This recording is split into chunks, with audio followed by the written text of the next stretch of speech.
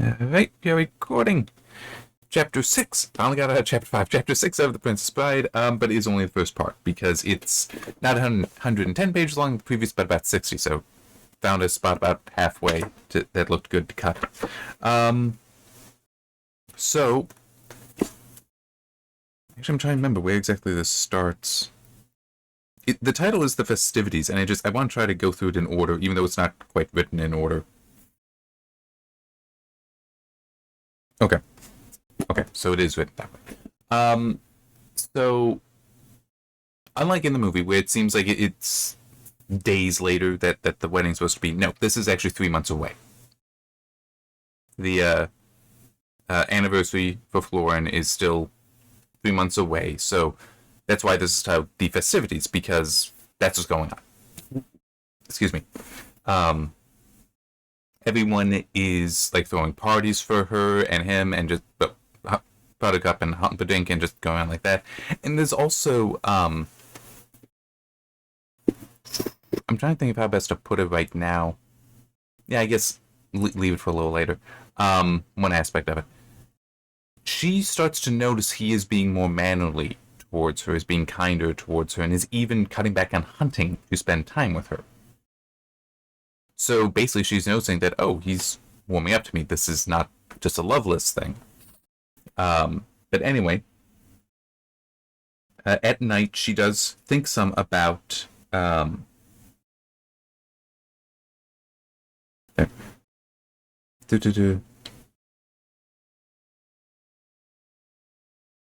on, where is it? Because it is a slightly oddly written book. But yeah, and it does also have the whole Goldman saying that he excised a whole bunch of the Morgenstern here because it wasn't really important. But we do get some where Buttercup starts to wonder what has happened to the three people that, to her knowledge, are still alive. Wesley, who's last, Fezzik in the middle, and Inigo first. And so we get 3 flashbacks explaining what happened.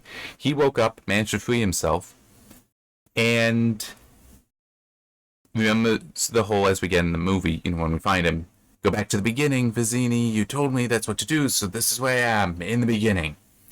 But also explains that this isn't like just the beginning of where he was found. No. This is the beginning of the job.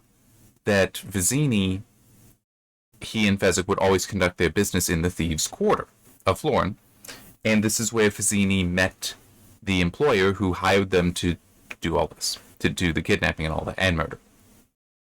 But that, so, and this I like because it's reminding you, yeah, don't forget, he was hired for this, so we know it wasn't Gilder because, I mean, he did try to set up to look like Gilder. If it was Gilder, he wouldn't have been setting it up like that. He would have just done other things to make it even clearer. Anyhow.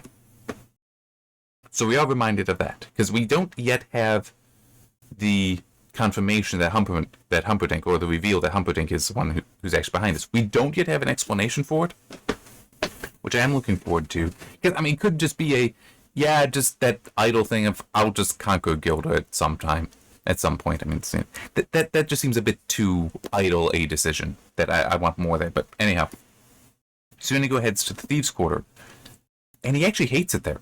Because he talks about how basically everyone there was a large brute, so they could easily mug him. But he is just this skinny Spaniard, and no one here is going to recognize that he's a fencing wizard. It's not going to mean anything to them either. And by the way, if that came through, that was my ankle cracking. But anyway, so he is concerned that he's in danger, because before he always had Fezzik with him, and no one's going to bother Fezzik, and no one will bother Fezzik's friends either. But that's not his situation, and it's also on top of that. So he's lost Vizzini, he's lost Fezzik, so he's alone and afraid, but also he has significant doubts about himself, because it's like they wouldn't even understand or recognize what a fencing wizard is. But am I one? Because it's now caught in his head, and he's brooding on it about Wesley beating him. So does that mean he's not truly a wizard then? That he's not the greatest fencer in the world? Well, he can't be because he just lost. That's what he's thinking. And this, I like how it was written. I'm not going to try to find it. Where it's basically he's seeing himself going to a bar and buying a bottle and getting drunk. Well, he sees himself putting the money down, that he sees his money there. He sees the bottle in his hand. So it's not like he's willingly doing this, but he is still doing it. And then as he starts drinking, it becomes more so, yes, I am intentionally drinking, because it gets the fear to go away, and it gets his sadness, his depression to go away concerning his defeat, his being a failure, which is what his greatest fear really is. I think that's about where it ends with Inigo. Then we get to Fezzik, who, when he wakes up, he goes forward to find Vizzini, who initially is like, oh, Vizzini's just taking a nap. He drinks some wine and taking a nap. That, nothing with it. Which, while I was reading that, I was thinking, please don't make him stupid. I get he's not supposed to be the brightest, but still, don't make him stupid. But it's like, no, but once he gets close enough to actually, like, start shaking Vizzini and realizes that, oh, he's not moving, it's like, oh, you're dead. Alright. So it's not like, because there would be some people that would want to, with Fezzik, who's already, he's not very bright. He isn't dumb, per se. He's just not the brightest. There would be some people tempted to make it where he doesn't even understand what death is. It's like, no. He does know. He just, while standing away, didn't recognize that Vizzini was dead. Nothing wrong with that. So then it's like, well, crap, what am I going to do? I need Vizzini. I know. Inigo. I'll go back and see if maybe he's still alive. He doesn't find him, and it doesn't occur to him that at least that means Inigo is likely still alive, or could be still alive. But he even starts yelling out for Inigo. And there was no answer, because Inigo has already left by this point. So he just continues to wander, and eventually finds a rock formation that resembles enough a cave, and that he could even stretch out, and that he crawls into that. Doesn't really crawl, I guess, but goes into that. And so there he's going to rest for a time. Unfortunately, this is near a village, and some boys come over, and at first are frightened of him, but then because he basically makes no responses, doesn't do anything to them, but he does start just like rhyming to himself to allow him some comfort. He's also thinking about how he and Inigo would play this game of Inigo would say a word and Fezzik would come up with some rhyme back. Like, it's in the movie. When they're first on the boat after kidnapping Buttercup, something like that is what essentially he's playing over in his mind and painfully saying this aloud. So the boys here then start mocking him, insulting him for that, which it even says that's not what bothers him. It's when they start laughing. So when they start laughing at him, that's when he really feels degraded. But then it does also end on, at least not throwing things at me yet. So it's really sad. Does make me wonder how he's going to get out, but anyhow. Then we get to Wesley. So we finally find out what's up with him. He is chained in the 5th level of the Zoo of Death, which I already knew that. That had previously been said. Where else was it going to be? And it's unclear how long he's been out, but it does mention how he can tell that the wound on his shoulder, I'm just pointing there, assuming it's that one, but in any case, is festering, so that's not good. But the albino comes in, tends to it, gives him food, gives him warm food specifically, gives him wine, all that. He's still chained up, and the albino, whenever asked, just shrugs. So we don't have the interaction like in the movie. You're in the pit of you're in the pit of despair. You don't have that, which does make that character quite different from what has been shown in the book thus far, but I'm happy with both versions. I mean, it is 2 different versions, but I'm happy with both. I don't know. We'll see, because there is still more to go. And also the albino.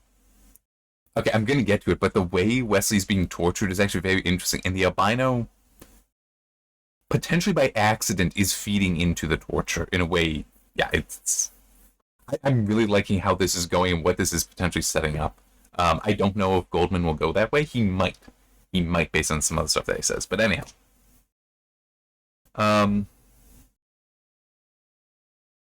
Yeah, so coming back to Buttercup,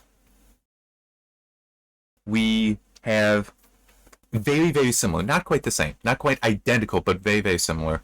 The description of the nightmare in the movie, the boo, boo, that whole nightmare That is in here. It's expanded on slightly, like the whole she was up on the balcony, then comes down, like how when she was first introduced.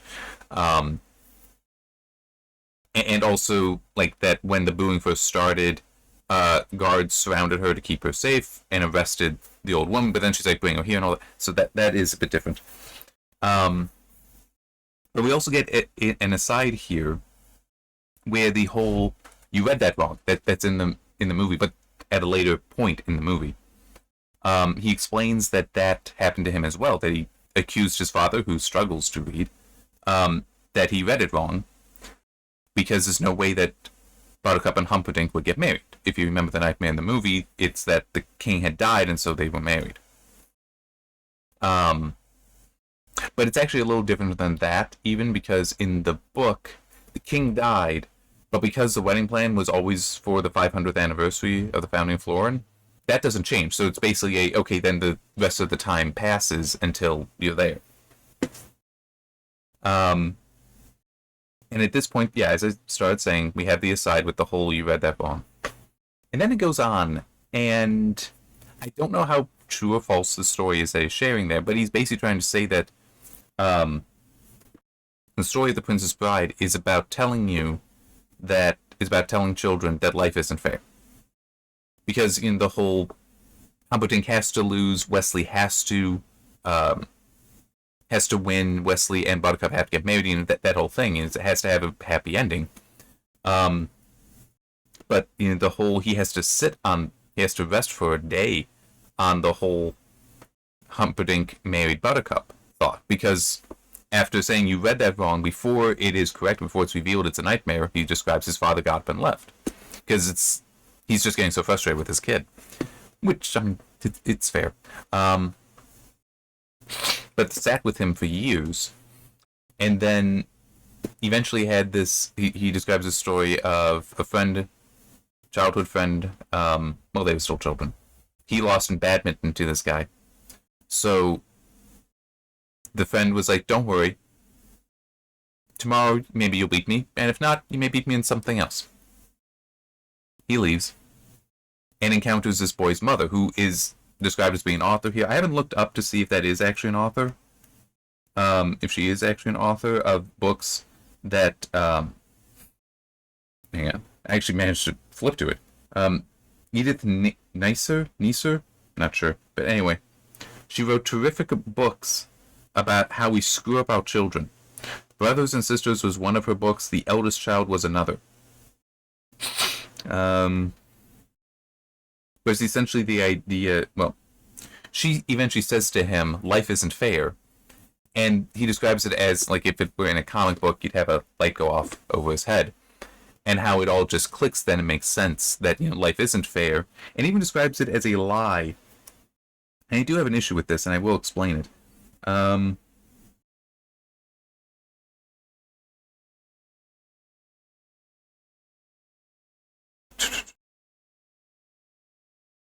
Look, grown up skip this paragraph. I'm not about to tell you this book has a tragic ending. I already said in the very first line how it was my favorite in all the world. There's a lot of bad stuff coming up, blah, blah, blah.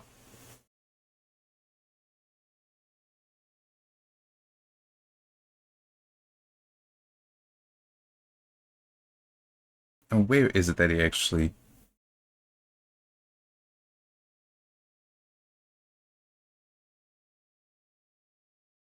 Yeah, basically, that's okay just so long as we don't keep expecting everything to somehow even out for us before we die. The idea that, life isn't fair and it's not going to balance out. And it's like, I get the point, and it is a fair point and should be argued, should be presented to people. But at the same time, I know from my own life that it's kind of also a mindset that you can still find things that, no, life isn't fair, but you can still find a way for it to balance, or at least to recognize things. And I grabbed one of my books. It's even titled Failure. And it's just, technically it still is the case that since I graduated, I've only been chronically unemployed or underemployed. I've yet to actually achieve full employment. It sucks. Definitely been miserable, and this is more than a decade, okay? In fact, damn, it's coming up closer to a decade and a half than a decade even. Anyway.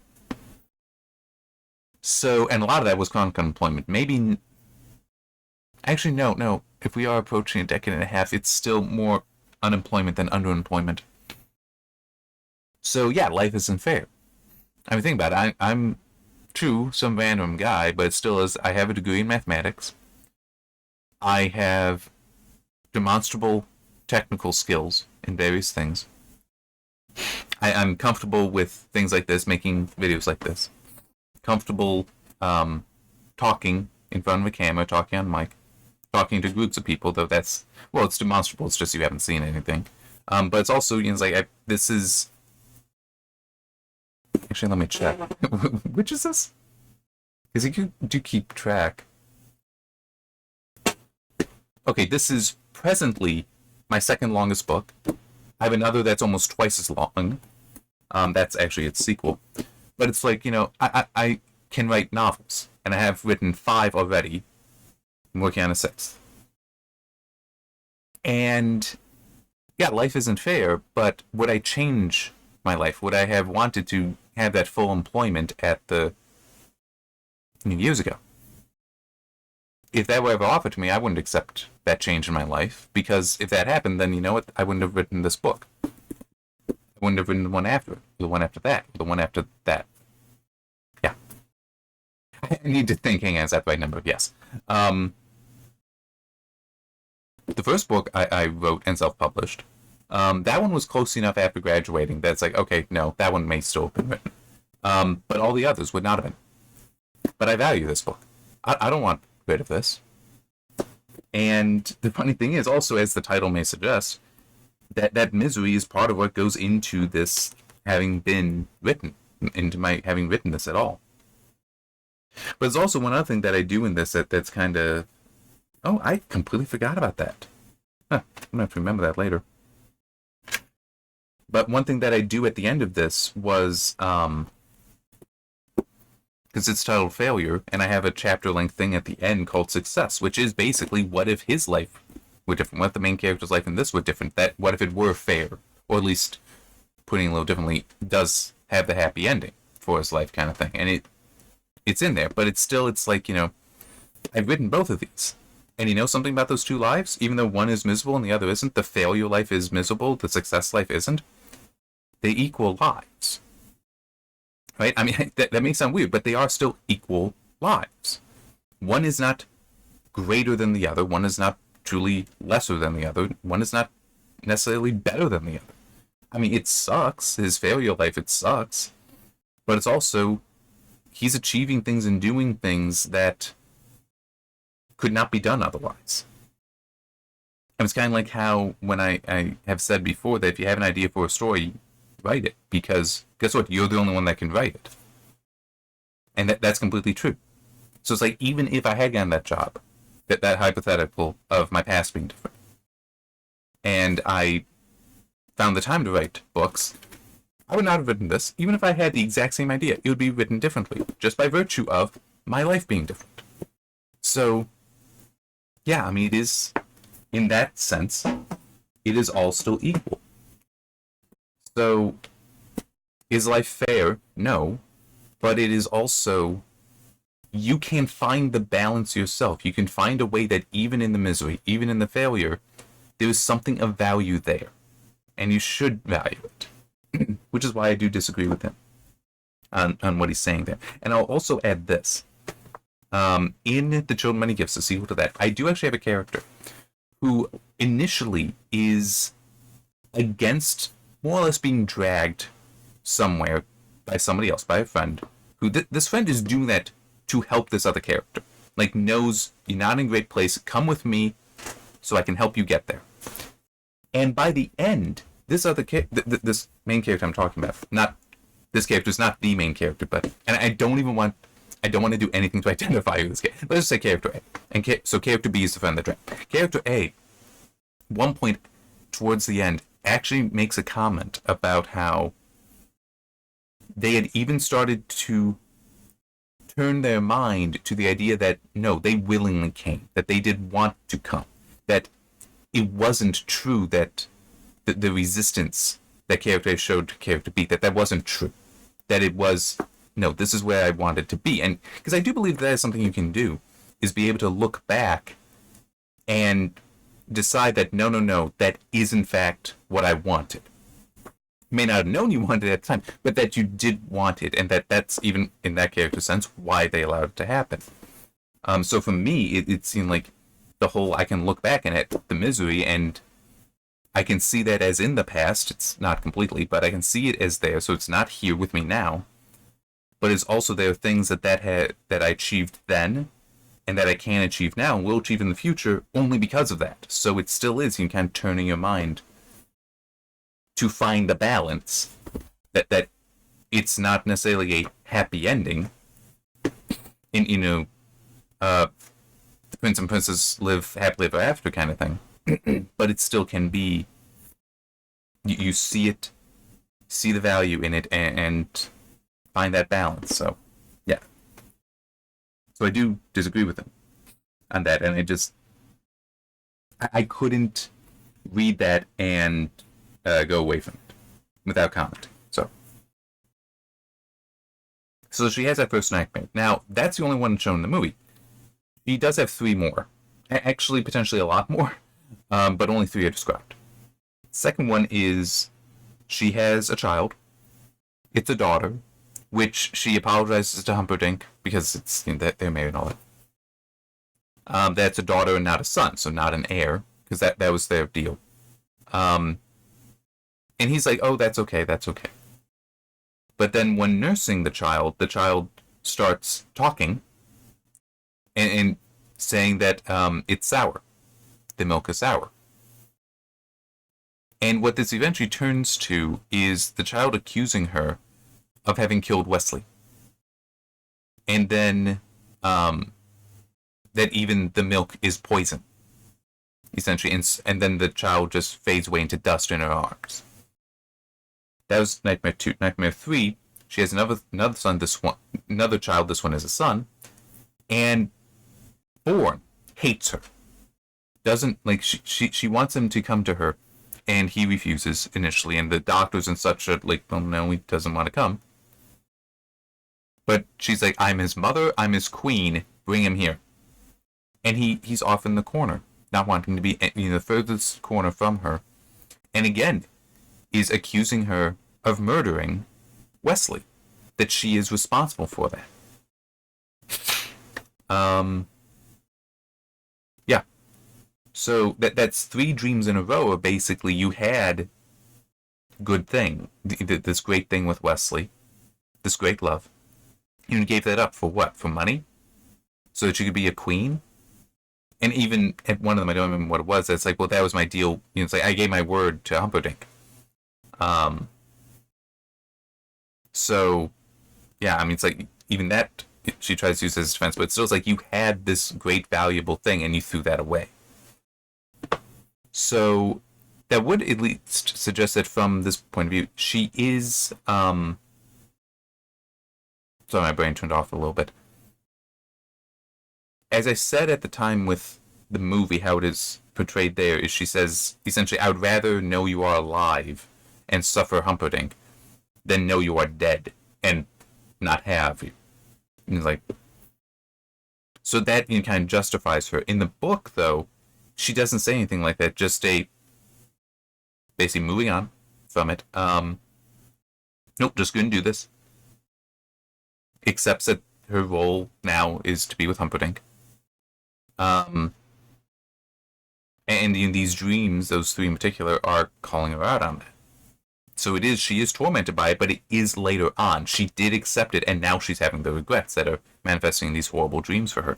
The 4th dream is actually her own birth, where the midwife is there, and this midwife is well known throughout the village of loving children, but upon seeing her, checks her and is like, her parents are so happy because she's so beautiful as even a baby.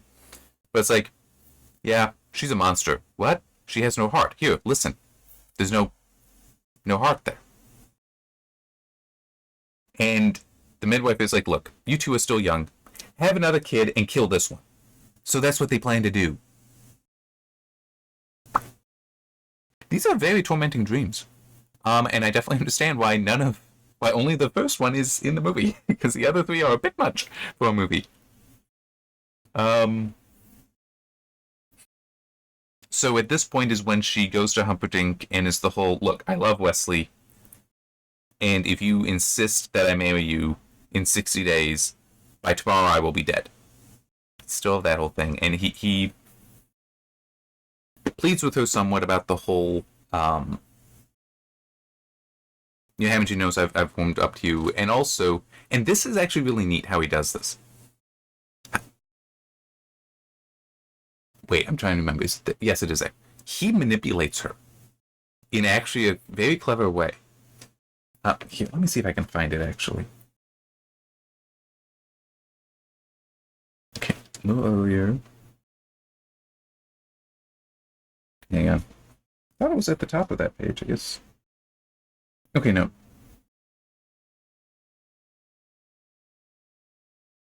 Yeah. Well, consider this, dears. This is Humperdinck talking. Here he is off sailing somewhere with the dread pirate Roberts. He has had a month to survive the emotional scars you dealt him.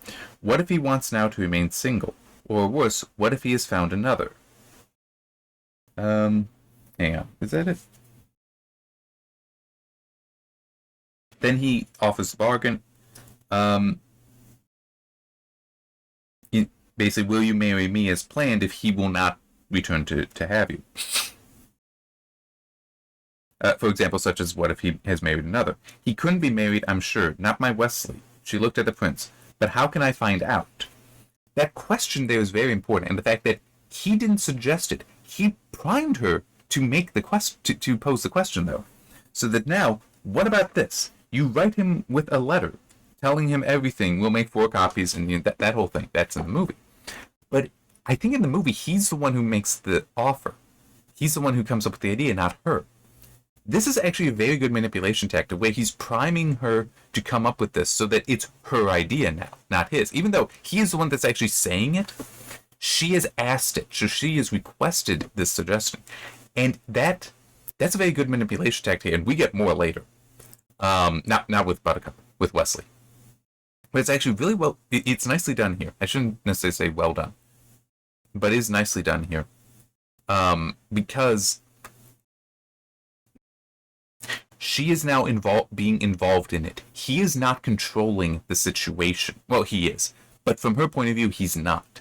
She's involved with it. So there's a partnership going on there. So she's going to maintain trust with him longer because of his manipulation. Now, I'm pretty sure it is then after this. Oh, hang on.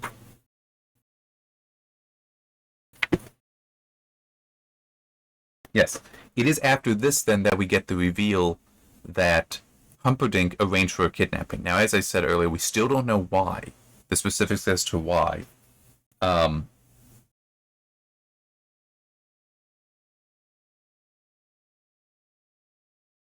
on. But we also do get the... he is falling for her. But that's not at all causing him to not want to kill her. So he can have the war. And even has here, and although he was just the least bit perturbed that she hadn't already been killed by Vizzini, since he had, and although he was just the least bit perturbed, since he had never actually killed a woman before with his bare hands, there was a first time for everything. So that does, well. Hang on.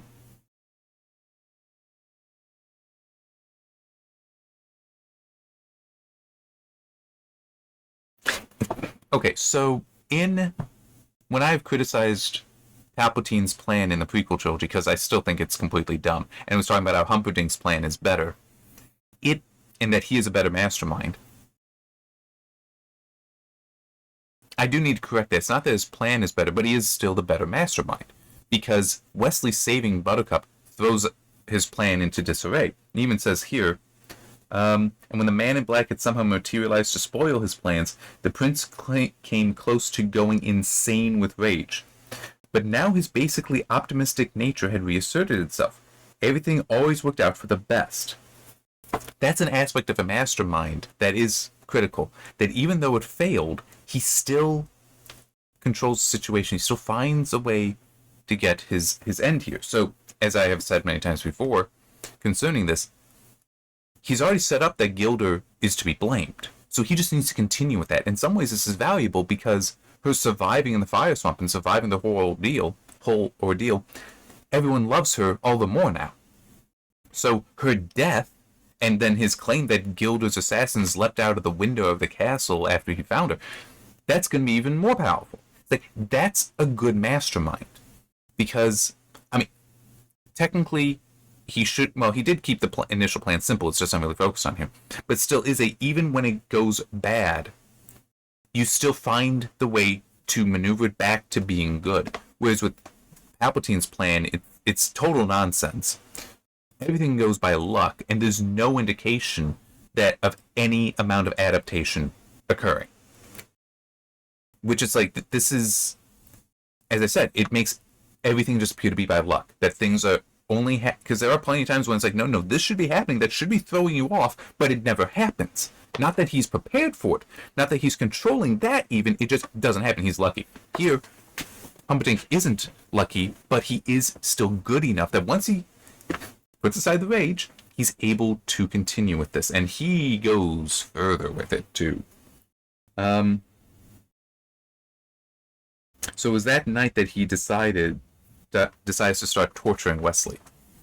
Now Wesley, this is after about a month, so Wesley knew, especially because it's like, oh, did I mention that the albino admitted Rugen knew where he was, Humperdinck knew where he was, the albino obviously knew where Wesley was, but the 3 soldiers who carried him did not, because they were killed. I don't remember if I mentioned that or not, that they got killed, so no one else knows where Wesley is. Which, this is bad, a bad situation for Wesley, but at the same time, he does recognize something very important. He is still alive, but they were killed. He is being fed warm food, his wounds are being tended, all that, so he knows they intend to keep me alive, which means they likely intend to torture me. That's not so good, but he's like, okay, with time though, I can prepare myself mentally to handle this so they won't break me. It even says right then, yeah, they do. That they still do. But it's also the torture starts with things other than the machine. The machine isn't ready yet. And where it starts is, well, he's chained up. Rugen is technically there to direct the torture, but Humperdinck is there to question him. And he asks, and he even promises, I will set you free this night if you answer the question honestly, fully, and without withholding anything. Well, and withholding nothing. And if you lie, I will know, and then I'll lose the count on you. Who hired you to kidnap the princess? It was someone from Gilder. We found fabric indicating as much on the princess's horse. Tell me that man's name, and you are free. Speak. Wesley, of course, answers honestly, no one hired me. I was working strictly freelance, and I didn't kidnap her. I saved her from others who were doing that very thing. So then the prince repeats the question, Wesley repeats the answer, and so he, Humperdinck then tortures him. And it's like, the moment I read this, it's like, oh, I like where this is potentially going. It might not go there, but I like the potential here. Because it was already described him breaking. Well, breaking isn't necessarily just the, yes, sir, I'll do whatever you want, just make it stop. It can also be a mental breaking where he's like, I was hired. This is who hired me.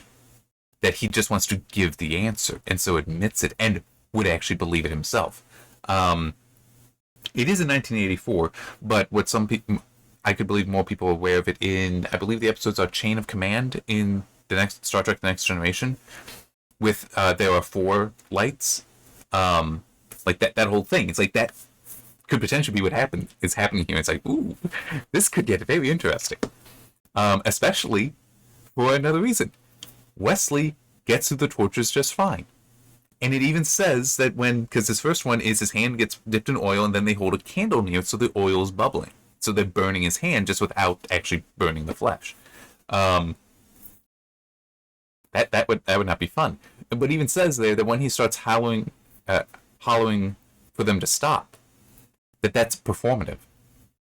That he wasn't even feeling the pain because he would just close his eyes and take his mind somewhere else. Where that somewhere else is with Buttercup, which that seems nice. And you know how I talked about in a previous video the whole romantic concept there. That is a romantic idea, and not just in the romance lovey-dovey kind of way, but in the idea that she is of such importance, of such value to him, and their love is so important and valuable to him that is where his mind will escape to, because that is so crucial to him. That is such a rock, such a foundation for him, that is where he will survive anything. Except we know, because it always said, he's broken. He does get broken. So this may actually twist things in a way that I don't know if Goldman will go there. It would be it would be hardcore if he does that, especially depending on how long it lasts. So I can understand not doing that, because this is a story kind of meant for kids. But that's a more adult concept. The idea that so breaking him that may even break his love for Buttercup. That is possible. That completely, the potential is there. We'll see. He also does set something up towards the end of this section that does potentially. Sorry, my brain just turned off a little bit. Does set up a different avenue, such that the love is fine. It's other things that it's something else. But still, it's like, ooh, this has potential. But adding on to this, and this is the albino, and it might be by accident, is the albino's like, just tell them the truth. Just tell them the truth. So the albino is being kind to him. At least is caring him, is keeping him healthy and such. And once the Count and Rugen leave, he's taking care of Wesley's hand. And by the way, when the Count and Rugen leave, they kind of are arguing with, having a small debate. What kind of torture is going to break him first, the physical or the mental? And they disagree. It's like, oh, jeez, this has such good potential. It really does. And I know it seems weird how I'm basically getting giddy about this, but it legitimately is. This is. I'm trying to think of the best way to put it, because there are different ways. I think the easiest way is this. Villains are fun to write because you can let them just do things, right? They can still have a moral code, but it doesn't prevent them from doing things that your own moral code would say, no, you can't do that. So you can let them do that and see the repulsion from them doing these things, but then also see the response of the heroes, how they respond to it. And it actually is a very, very interesting dynamic and juxtaposition you can have there. So that's really why I'm like, looking forward to this, because this could be very interesting and so much potential, because it's also that dynamic that some would even say, and I hate saying because it's so cliche, it goes on inside of all of us. This dynamic between hero and villain. But I feel like it's very different, the dynamic hero versus villain, than say id and superego. But which is a Freudian concept. Don't worry if you don't know. Basically, bad devil on your shoulder and the angel on your shoulder. That is different than the dynamic. There is going to be different than villain and hero. It really is. But anyway, it is just so interesting because of what it can reveal about humanity as well. How you can use that to show stuff about humanity that this is great potential. And it goes further with this. So Buttercup is writing the letters, but she doesn't know what to write. So what does she do? She goes to Humperdinck for help, which might be because of the whole, as I said earlier, Humperdinck has manipulated her so they are partners in this plan that she thinks she contributed to, but no, he set it up. It's his plan. So he is maintaining control here. And she comes to him for help. And it is kind of funny because when you think about it, this kind of letter, I guess it would disturb the queen. But you'd think the queen would be a better person to go to. Another woman. and all that. But it's like, now apparently Humperdinck is her only friend, I guess. But certainly in this, it makes sense. She doesn't want to expose the situation to somebody else either, but she sees Humperdinck as a friend. And so he's helping her with the letter, and so that they're talking through this. But as it's going, what is he doing? He's getting details on Wesley, including that he once had a fear of what are referred to as spinning ticks. I'm aware of what a tick is. I'm not sure if spinning ticks is a real thing. But in any case, what do you think he then does when he goes down to torture Wesley for an hour? He brings ticks with him. But it doesn't break Wesley. But this is also where we get to the end of the chapter. Okay, yeah.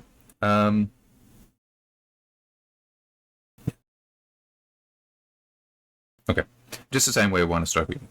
He had felt no pain, not once, none. He had closed his eyes and taken his brain away. That was the secret. If you could take your brain away from the present and send it to where it could contemplate skin like wintry cream, hair like autumn buttercup, well, let them enjoy themselves. His revenge time would come. Wesley was living now most of all for Buttercup, but there was no denying there was one more thing he wanted to. His time. His revenge time. And also, I mean, there was a little bit more that I actually need to mention. Almost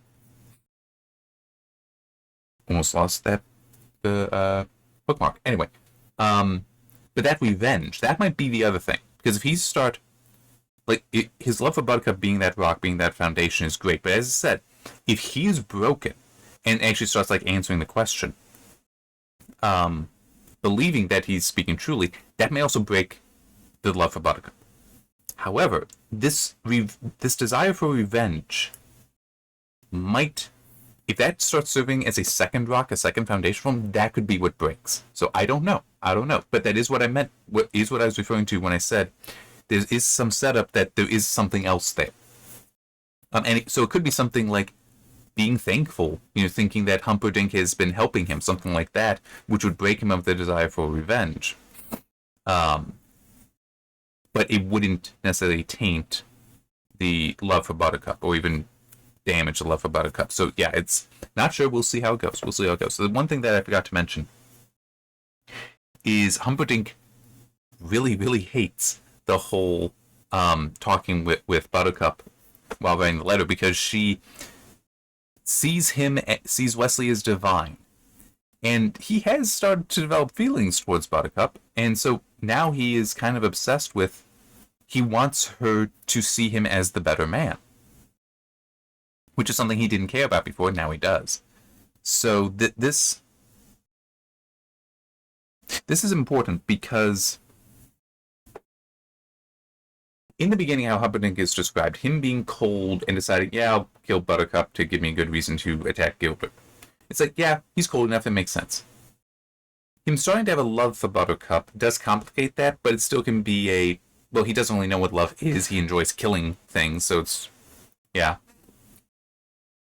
So I can see him doing that. But the whole, because, in the movie, you've got the whole not to 20 thing where or was it not to 50, whatever it is, with the machine that effectively kills Wesley. You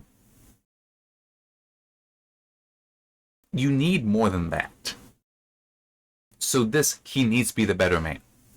But no matter what will happen, Buttercup will never see him as a better man. Even if a response came back saying that Wesley doesn't want her, has found another, she likely would still consider Wesley still a better man than Humperdinck, would put all the pain on herself, would just blame herself for it, but would, accept Humperdinck, but would not see him as the better man. So he is kind of, he's stuck. He's not going to win this. But it still is that, the anger from that, his need to be the better man, his need to defeat Wesley, because remember, that is what the fifth level is for. The one thing that can actually challenge him, the one animal that can challenge him. He needs to defeat that. Everything about him is, he's incredibly vain, incredibly prideful. He needs to be the best there is at the things he cares about. That even might be it. It might be that he doesn't actually love Buttercup. He is instead reflecting that because Wesley loves her. And so he's starting to reflect that because he needs to figure out how Wesley could have bested him at anything. And so he's starting to mirror that to learn. But that ultimately, and that actually would then explain why he would be comfortable with killing her. Because he doesn't value her. He only values Wesley's value of her. I get that sounds weird, but that actually can be the explanation. I'm trying to think where would be, because I can think of an example. I just don't remember what phase of the story it's in. But I've watched through Dragon Ball, Dragon Ball Z, and Dragon Ball Super, and at one point, because you have the competition between Goku and Vegeta, at one point Vegeta, I think, says aloud, or maybe it is just in his head, that he starts trying to replicate the things Goku did because he sees Goku as always being stronger than him. It's like every time he thinks he's made a leap up, well, Goku has surpassed him. And there's a comment about how Goku found a wife. Goku had a family. So it's like, so Vegeta decided, well, I must do that because maybe that's the key, and it's not. And it's like Humperdinck might be doing something like that, where he's just like, you have these things, I need to have them as well because maybe that'll do it. Because he is so vain, he is so prideful, and in some ways, going back to what I was talking about earlier with life not being fair, Humperdinck is trying to force it to be fair. He's refusing to just find that balance. Because if he did, then he would reject the idea of needing to be better than Wesley, or needing to be better than Wesley in the way Wesley is better than him currently. Changing language there, he would reject the whole need to surpass Wesley because it doesn't matter. He can find that balance, find satisfaction in other things that matter more to him than to Wesley. It's like, in other words, people are unique. You don't need to be better than somebody else because you're unique as are they. It's, doesn't work out that way. That everything is fine. So, yeah, but as I said, that probably more so explains it. I may have to add that note then. That it is, he's only loving her because of Wesley loving her. That actually makes sense. Because it then, as I said, that explains his willingness to destroy her. Because that, again, makes him better than Wesley. That you love her so much. Well, I will love her as well, but I will still love her so much. But despite that, I'm greater than you because I will kill her for it. Kill her despite that. Which is something Wesley would never do. Wesley would never kill her. He would let himself die rather than allow Buttercup to die. But that's kind of that inversion, that twisted reflection that Humperdinck is. Because remember, I said that earlier and I almost forgot. Humperdinck is like a twisted, grotesque reflection of Wesley in certain ways. Wesley made himself physically strong because he thought Buttercup would want that.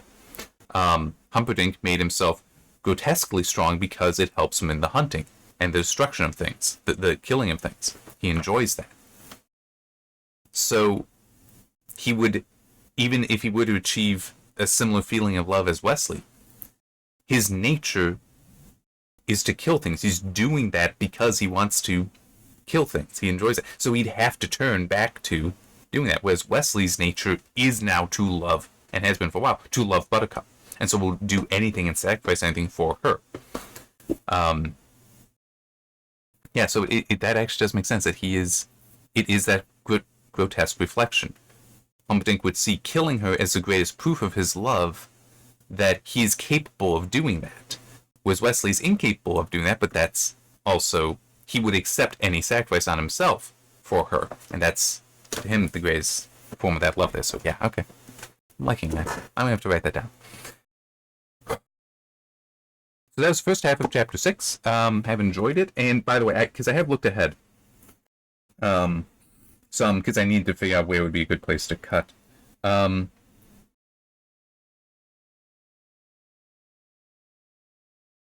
pretty sure. Okay. I'm pretty sure that Wesley's death in the machine does happen in the next part. I just looked again at the end. You do have Inigo and Fezzik arriving, at least on the outside of the zoo, arriving there, which that is supposed to be after he's dead. It's just, is it revealed that he's dead yet? That I'm not sure about. We'll find out, but that'll be in the next one. So, see you then.